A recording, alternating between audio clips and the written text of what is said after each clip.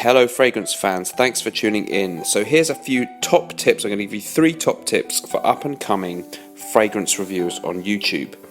Number 1, when making a top 10 fragrances video, be sure to explain that the fragrances in your list are just your personal favourites and the ones that work best for you. Otherwise, viewers will naturally assume your top 10 fragrances are actually a scientifically proven fact. Number 2, don't waste several seconds researching how to pronounce the name of a fragrance or fragrance company correctly. Just pronounce it wrongly and then jokingly apologise that you've butchered it. And finally, number 3, make sure you record your videos with the sound slightly too low, so when I'm trying to listen on headphones at the gym, I can't hear you above the annoying pop music coming out of the gym speakers. While you're at it, put some irritating generic music in the background so I definitely can't hear anything you're saying. And if you've got aircon, make sure you have that on full blast too.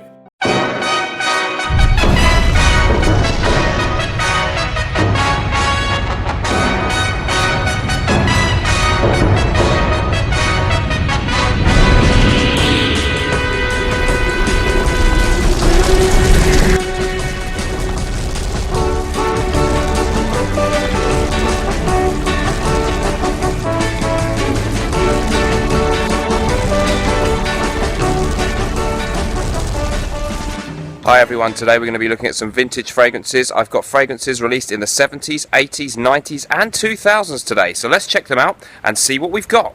Okay, so I've picked these up over the last few months and let's see what I've got. First up, we've got Paco Rabanne XS Extreme. In 1993 we had Paco Rabanne XS, but along came in 2000 XS Extreme. It's actually fresher than the original. We've got juniper in there. There's all kinds of different notes. We've got teakwood, leather, amber, watermelon, oak moss, cedar, rose and rosewood. I got a 50ml one and the 100ml bottle for a really good price because they threw in the 100ml tester, which was really lucky for me.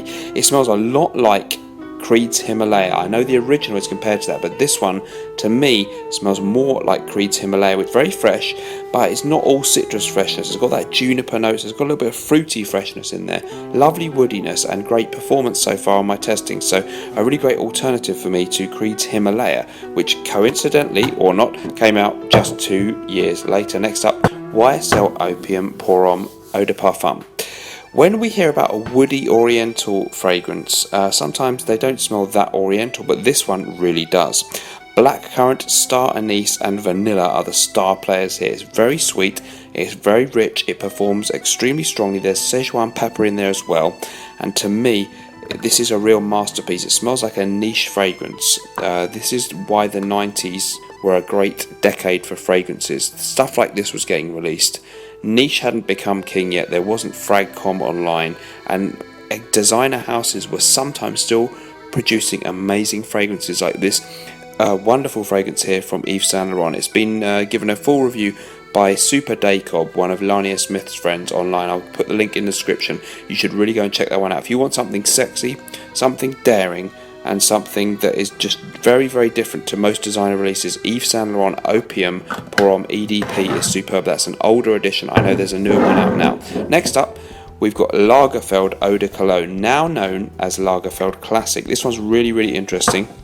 First released in 1978. It has an orangey note that's a real key characteristic. You'd see that orange colour of the juice there. Jasmine, rose, sandalwood, tonka, vanilla, tobacco. Very, very boozy kind of twist on an orange fragrance with a lot of retro feel in this one. It does smell a little bit dated, I must admit. It reminds me a bit of the drink Cointreau, if you've ever tried that, and it's very, very rich. It really is a great autumn, fall, winter fragrance that has a lot of complexity and has a really classy smell, but definitely a dated one and not one that all of you are going to like. The modern version there has the little the cap on the top there that mine should have had, but I've just got a tester. The old one does smell a bit richer in the opening, but they are pretty similar. Kouros is next up then. Yves Saint Laurent Kouros maybe needs no introduction, but well, I will introduce it anyway. So this is a real beast mode 80s powerhouse. It's classed as an aromatic fougere, but it's more than that.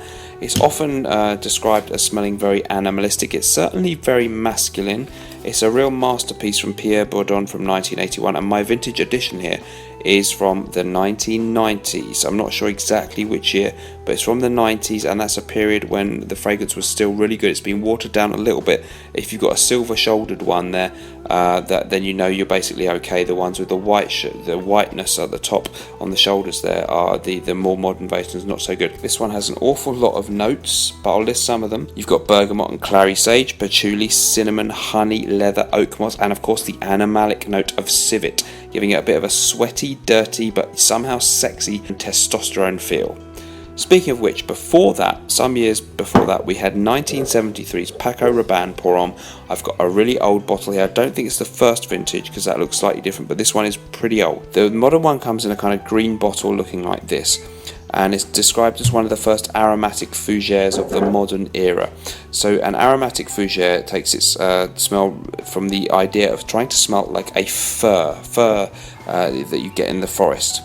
It's very green smelling, it's very, very rich. It's got oak moss, it's got a lot of lavender, it's got tonka bean, it's got a real mixture of sweetness and greenness and herbal notes. It doesn't have much citrus stuff. The top notes are rosemary and clary sage. In the base we have oak moss, and there's tonka bean, and there's lavender in the mid, so it's a real classic aromatic fougère. It's a bit rough around the edges, so I'm not sure quite how I feel about this one, to be honest with you. Much prefer modern things like Rive Gauche Pour Homme from 2003. I know Azzaro Pour Homme from 1978 is said to be a slight improvement on this, but even that, it's still a bit rough around the edges for me. So interesting style, glad to have it in the collection, not sure how I feel about it. Last but by no means least, we have Dolce & Gabbana Pour Homme. This is a 90s classic, first released in 1994. This is the Euro Italia original version. You want the one with the sticker there that you see on the box, not the one where the words are just printed on the glass. And we can see the box there. This one opens with loads of different citrus notes: tangerine, lemon, orange, petitgrain.